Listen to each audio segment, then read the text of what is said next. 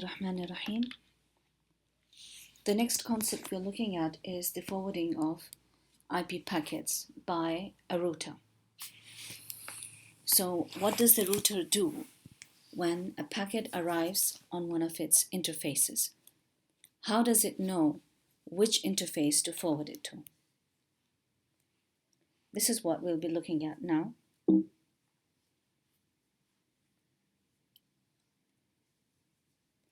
Now we do know that each router has got a forwarding table inside it, or a routing table as you call it. And when a packet comes in from one of its interfaces, it will take out the destination address of the packet. Then it will apply the subnet mask to that address, and whichever network address comes out of applying the subnet mask to the IP address, it will compare it to the values in its forwarding table. Anytime it sees a match, it will then send it to that particular interface. Let's see how this works with the help of an example. This is router R1. It has 4 interfaces, M0, M1, M2, and M3. Each interface of this router is connected to a different network. M0 is connected to the network 180.70.65.128/25. This is the network, okay? And we have to always remember that when a router connects its interface to a network, that interface will acquire the IP address of that network itself. So in this case, because M0 is now connected to this network, the IP address for interface M0 is 180.70.65.135/25. Similarly, M1 is connected to the network 201.416.0/22, and the IP address for M1, the interface, is 201.416.2/22. For M3, similarly, you have 201.4.22.3/24, and for M2 you have 180.70.65.194/26.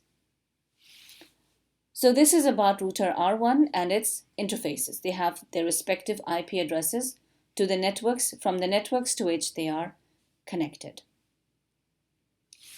You have another router in here, router R2. This router is a gateway router because it is connected to the rest of the internet. It is also connecting R1 through this network. So the network address is 180.70.65.192/26. And the IP address given to the interface for router R2 is 180.70.65.200/26. If R1 wants to reach any of these 4 networks, it can reach them directly because they're directly connected to its interfaces. But if R1 wants to reach the internet or any network apart from these 4 networks, it will have to go through R2 to the outside and send the packet to the outside world. So the default gateway is R2. And the next hop, so in this case, the next hop for R1 is R2 and with the IP address of the interface. That's what you're going to give. Okay, so you don't give because router R2 doesn't have just one IP address, as I mentioned right at the beginning. It will depend on the number of connections. So in this case, the connection to this network is 180.70.65.200. So the next hop for R1 to reach the internet will be 180.70.65.200. Now let's see how the routing table is made. In this case, always remember that the routing table will contain only the network address and not the whole IP address. Okay? The routing table or the forwarding table, they're one and the same. It will only contain the network address. And then when an IP address comes in from a packet, you compare the network address of the IP address that came in and the network address that are in your forwarding table. And you see if there is a match. Now see what's happening here.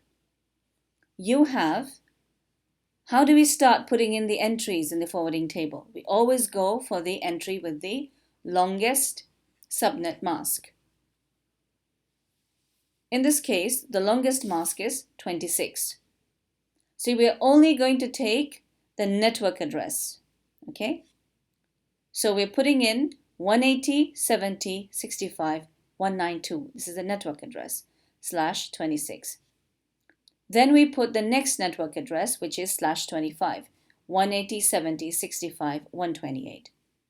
So we have 180.70.65.128/25. Then we have /24, /22.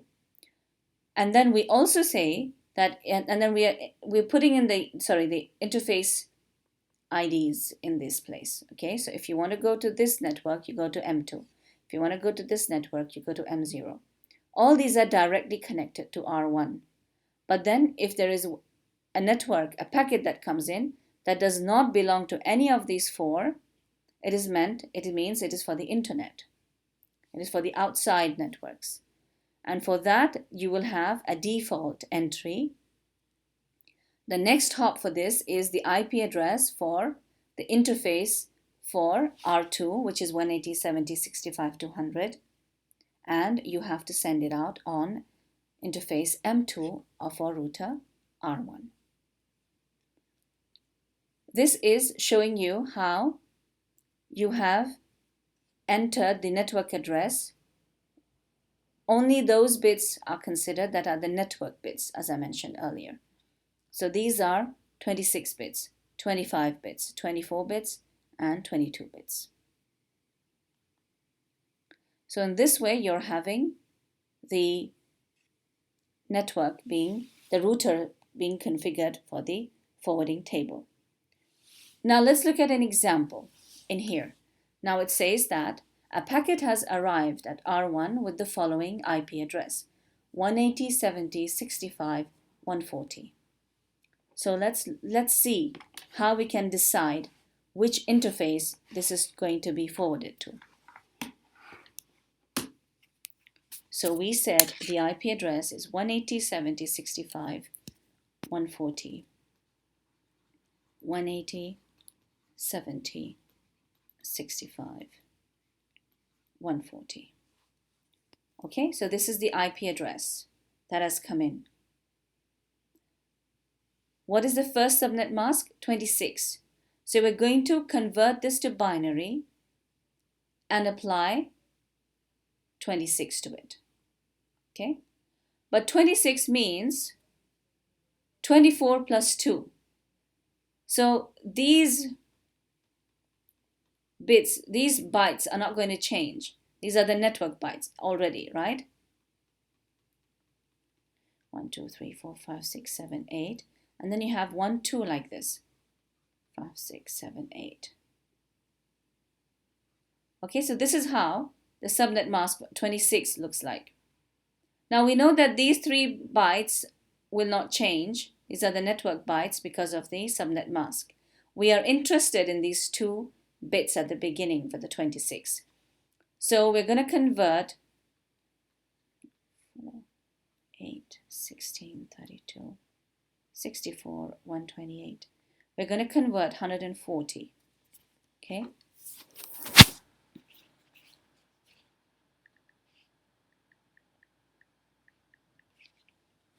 So you get a 12, which is an 8 and a 4, and you put a 0 in all the other places. Now, applying the subnet mask to this, what do we get? So this is our last byte, 10001100, and we are applying the subnet mask 11000000.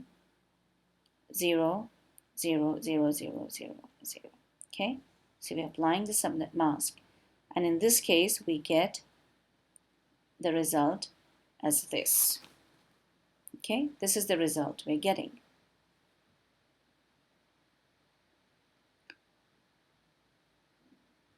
So what is the network address we're getting?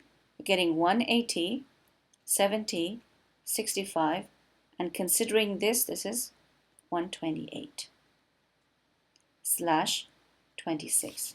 Does this match the entries in our table?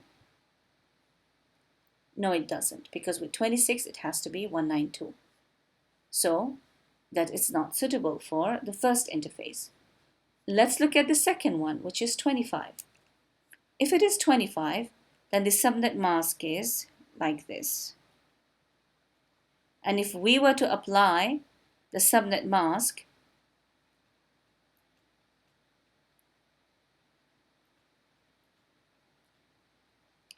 we get the following details, right? So then we get 180, 70, 65.128/25. We have a match here, which means this packet is destined for interface M0. All right, so this is how we go about calculating it.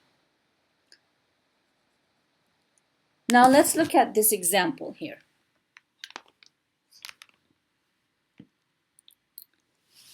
In this case, we have two routers, R1 and R2. They're connected through interfaces M0 and M4, respectively. The table above that you see here, this is the table for R2. R2 doesn't have any network of its own. It will simply look at the IP address and decide which interface the packet is supposed to go on. R1 has got, at this point in time, at this point here, the network address 140.24.7.0/24. Okay, because this is higher up in the hierarchy. So it's going to have a /24 here.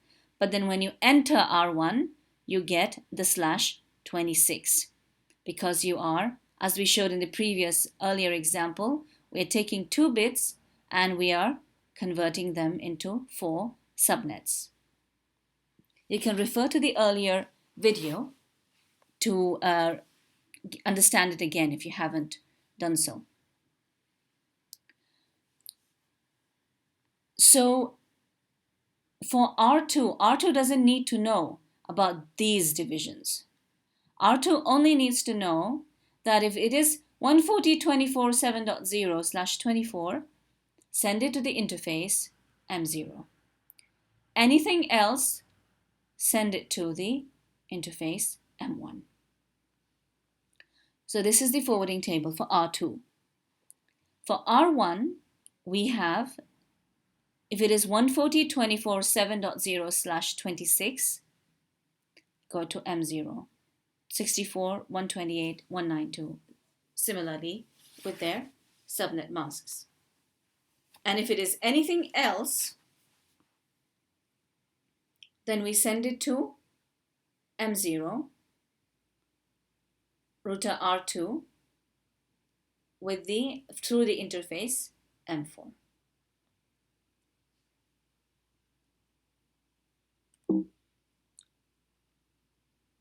This is another example we have here. And in this case, let's actually see how it works. Now, R2 in this case is attached to a subnet. In fact, what they've done is they've kept 0, 64, and 128 subnets. with R1 and they've moved the 192 subnet to R2. So R2 now has got one more entry in its table, which is 140.24.7.192/26. If it is for this network address, send it to M1. Else, send it to R1 through on interface M0. R1 has got a similar table as before, except that the last entry has been removed. Now let's see how we work in this case. Let's say we're having a packet coming in to R2.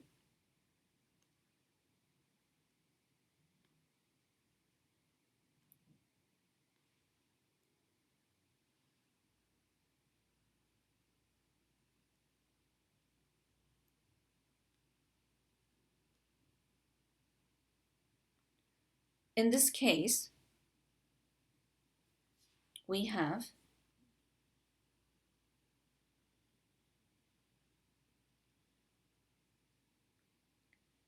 let's say a packet coming in with the address 140.24.7.200. Okay, this is the IP address of the packet coming in. We're going to apply the subnet mask 26 to this.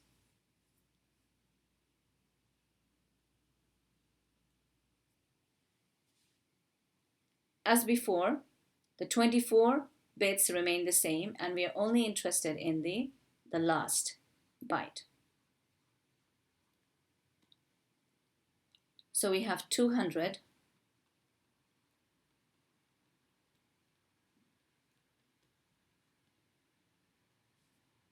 converting it to binary.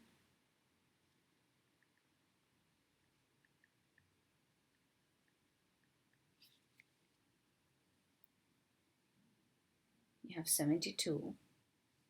So 72 minus 64, 8.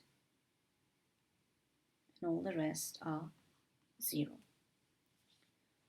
All right, now, so this is the last byte. This is for 200. So we have 11001000, and then we have the subnet mask 11000000. We get 11000000. So what is the address we're getting now? We're getting 140.24.7.192. Okay, for this, because if you see 128 plus 64, it's 192. So, and this is with the subnet mask of 26. So is this matching the entry? Yes, it is. It does match the entry. Okay, so in this way, we can go about doing our examples. Let's take another packet.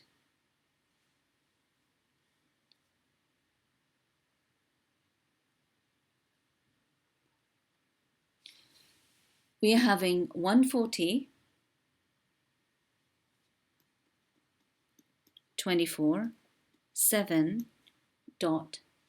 Let's say we have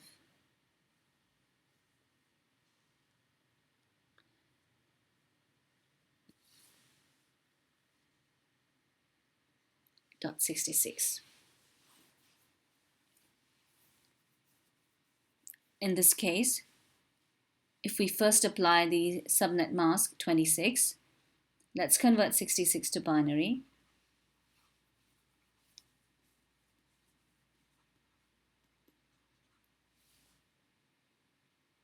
(64, 65, and 66). Okay, so we've converted to binary. Now we're going to apply the subnet mask 26 to it first. Now if we apply 26, the mask to it, we're getting the value which isn't what we're looking for.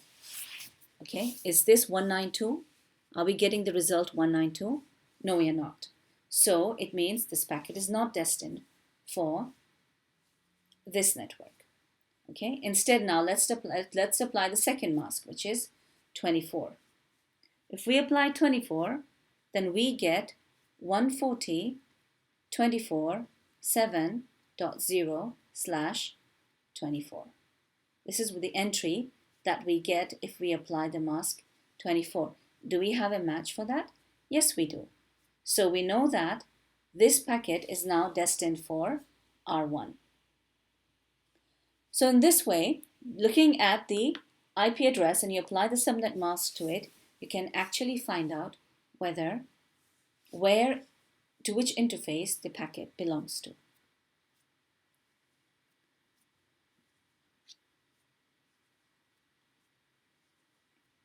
Next, we're going to look at hierarchical routing.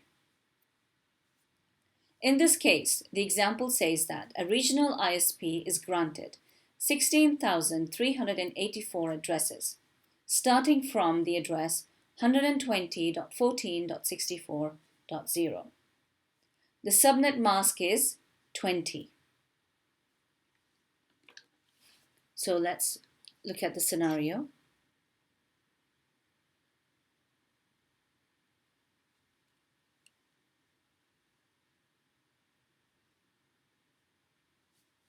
One 120.14.64.0, 120.14.64.0, the mask of 20. And they're saying that the ISP has divided this into how many addresses do we have there? 16,384.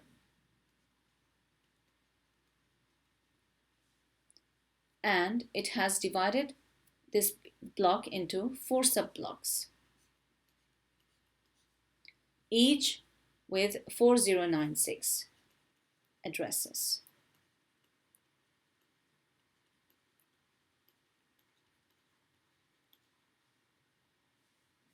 So now, and they're saying that they've used 3 of these blocks and 1 has been reserved for future use.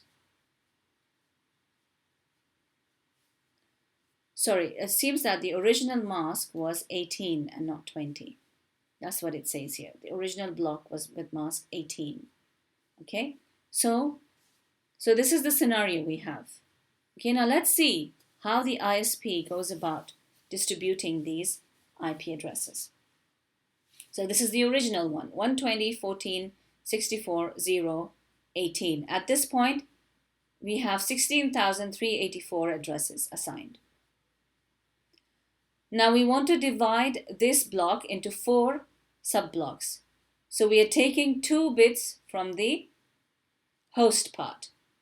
And we have made it now, we've increased the subnet mask to 20. And we have put here 64, 80, 96, 112. And each one of them is 4096 hosts in size. Then we're going to see that this block has been divided into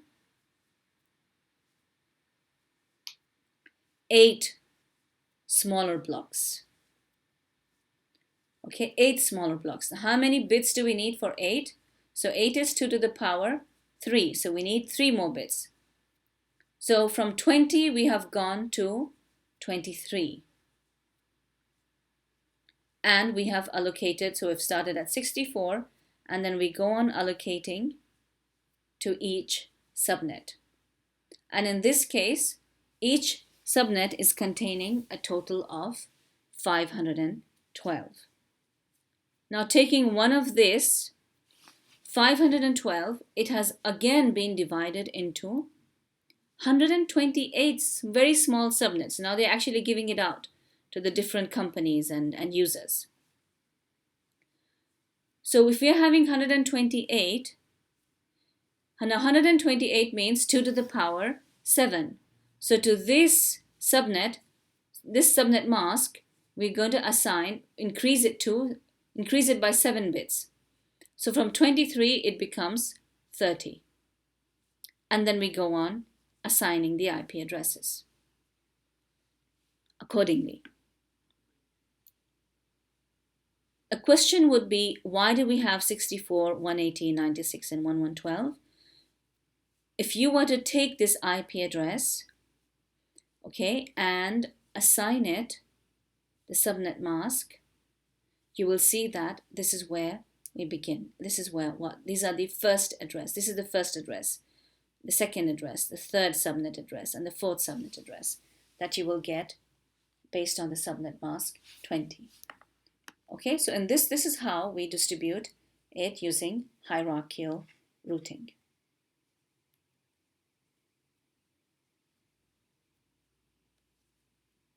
Now this is simply showing you the problem that we have with a normal forwarding table.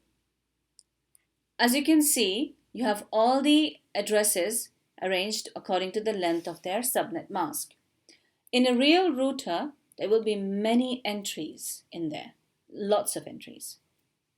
So anytime a packet comes in, you take out the IP address, apply the mask to it, and then you go on checking all the entries until you find an entry that matches. That is you look at the next hop address, and that is your interface. Okay, so you know that now you have to go to interface 2. And the next hop address is Y. The problem with this approach is that you could have 200 entries in the router, and every time a packet comes in, it will have to scan all those entries. Even more. A router can have thousands of entries as well. So things can become very slow if you consider it in real life. So instead of doing this, we have the concept of a label. Okay, concept of label. In a label, what happens is, once the first time when the packet goes, now this is virtual circuits I'm talking about. So the first time when you send the request packet, it looks into the forwarding tables and it finds the right entry. As soon as it finds the right entry, it will assign a label to that path. And in this case, so we've already so now we've established the circuit, the virtual circuit. Okay, so when the packet comes in with a particular label, you just go and you look at the label in the switching table. You immediately find the entry. You see what the next label is. So you know that for label 4, you have to send it to interface 2, and the next label you need to attach is 0012. So this is much faster. And this is exactly what we did in virtual circuits switching. So we first set in the circuit, then we assign labels to the circuit, and then any future packets that will go based on the circuit number, the label itself.